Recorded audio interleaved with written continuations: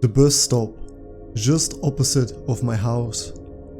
My name is Daniel. I'm 22 years old and my story is yet to be told. I'm trying to write it down so you can read what I've been through. When I first turned 18, I got myself a car with all the money that I had saved up for my past birthdays. The car was nothing special, but it got me where I needed to go, with occasional minor issues. I applied for a job at a factory which I really regretted doing after my first day.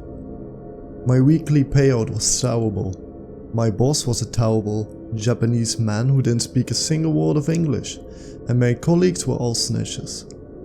This factory that I used to work for had cameras everywhere. Their excuse was that the cameras were there because they would have something to show the police if there would ever be a break-in. Yeah, right. They were using those cameras to monitor our every move. After working there for what seemed like centuries, I finally got the money to rent a house in a shady neighborhood in Los Angeles. Anything would be better than living with my abusive relatives. I only came out during the daytime because when nighttime would fall upon us, all of the thugs pretty much came out to do their thing, like drug deals, bothering innocent people, and sometimes even shootings. I'd always go to bed early so I didn't have to listen to the conversations they would be having or the echo of police sirens in the distance. These thugs did bother me when I would sometimes be on my way back home from the supermarket on some evenings. They would threaten me, call me white trash, telling me to get out of their neighborhood. The list goes on and on. There always was an elderly woman standing in the bus stop, just opposite of my house. She told me not to worry about these people. I found her kind of unnerving. She always told me I'll be there soon. I ignored her most of the time due to the fact that she was creepy. She always gave off a foul odor and a crooked smile. This house I rented had some pretty weird things to it. Eventually, when I would wake up, some things would not be in their original place where I had put them. Things disappearing, the list goes on and on. I would always think it had been someone breaking into my home, but that would have been ridiculous as there never really were signs of a break-in. I remember waking one night to the sound of water coming from my bathroom faucet. I got out of bed, checked every corner of the house, and I would not find a single sign as to how this could have happened. Not one single sign. Things started to take a turn for the worse as the week progressed. I remember always locking my front and back door as well as the windows, which would be common sense to most of you. I'd always close every door in the house, and finding some of them open the next morning. I never really believed in this paranormal though, so I did not blame the scary ghosts. I was pretty shocked as to how this kind of activity could occur. I asked the owner of this house if he ever experienced some crazy stuff like this.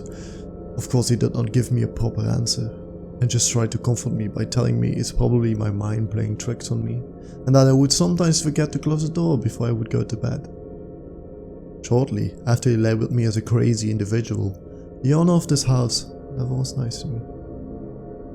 Strange disappearances of my items kept occurring, so I decided I should get some cameras.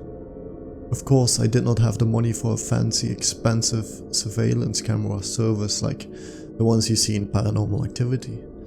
I was stupid enough to spend money on things that I did not need, as the money could have been better used for at least a few cheap cameras.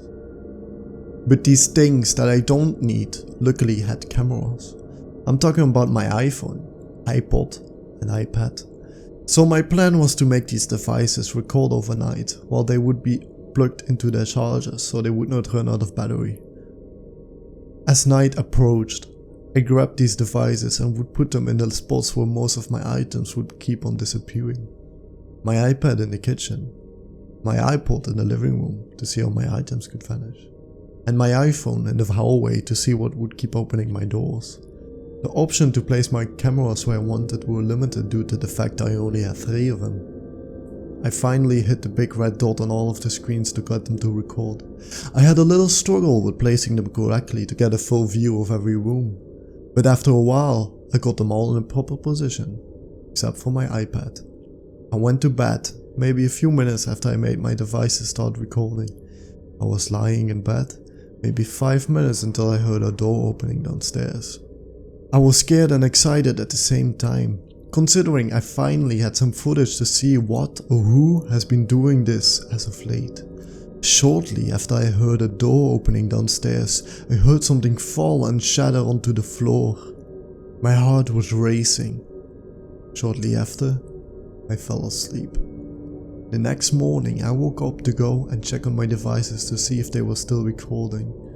They all were still recording. Good. One thing caught my eye whilst I was picking them up. My iPad was lying with the screen aiming down at the floor. I picked up my iPad and I shook it off, just by telling myself it probably fell down considering it was in a bad position. The screen was fine, it was still recording. I tapped the button to make it stop. I captured 8 hours of footage on all devices. After extracting every clip to my computer, I started reviewing them, and I saw something I did not want to see. Coming from the door that led into my garage was the creepy elderly woman who was always been standing in the bus stop just opposite of my house. I noticed my clock was on 10:25 PM. She proceeded to go and sit on my sofa, talking some kind of gibberish to herself, pretty loudly. I was surprised I've never woken up to this. After sitting on the couch for 2 long hours, she stood up and started making her way over to the kitchen. She noticed my iPad recording her. She approached the device and stared creepily into the camera lens. Looking into the lens for 5 minutes, she knocked over a glass and my iPad. Luckily, she did not notice my iPod recording her walking into the living room again and back into the garage. After that, she no longer came out of the garage. I was in total shock and I did not even dare to set foot in my garage. I immediately moved out of this house. I now knew how my items had been disappearing and how my doors kept opening. I live with my girlfriend now. I only just realized she said, "I'll be there soon." Right, a cool ending. I had a few problems with this story though.